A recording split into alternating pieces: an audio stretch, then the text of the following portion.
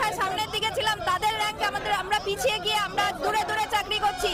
তারা টাকা দিয়ে সাদা খাতা জমা দিয়ে আজ বাড়ির সামনে বাড়ির ভাত খেয়ে চাকরি করছে, আর আমরা নিজেদের পরিবার পরিজন ছেড়ে দূরে দূরে জেলাতে পড়ে রয়েছি।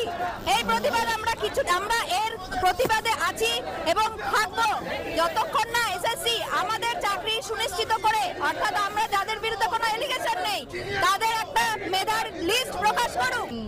যারা অবৈধভাবে চাকরি পেয়েছে তাদের জন্য আমাদের যোগ্যদেরকেও বলির পাঠাতে হবে, এ তো মানা যায় না।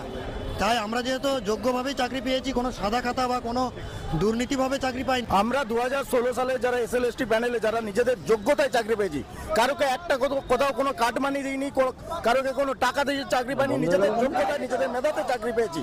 আজকে চাকরি পাওয়ার আজ 7-8 বছর পরে কিছু দুর্নীতিগ্রস্ত লোকের জন্য আমরা কেন সাফার করতে যাব?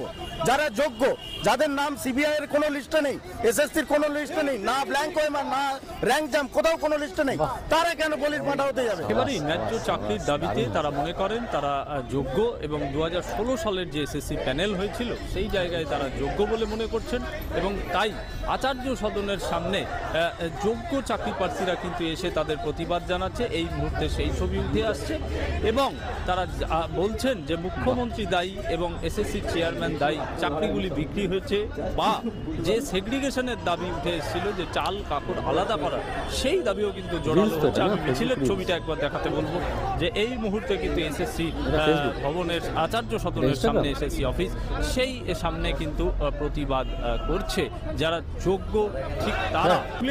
এই রাজ্যের শিক্ষার চিত্র খুবই কলঙ্কময়, কারণ দেখা যাচ্ছে স্কুলগুলো উঠে যাচ্ছে, শিক্ষক নিয়োগ করা হচ্ছে না, এবং তার ফলে শহরাঞ্চলের ছাত্ররা চলে যাচ্ছে ইংলিশ মিডিয়াম স্কুলে, আর যারা এই রাজ্যেও পাচ্ছে না ভালো, তারা ভিন রাজ্যে চলে যাচ্ছে। সামগ্রিকভাবে রাজ্যের অর্থ ব্যবস্থাও এই কারণে ভেঙে পড়ছে।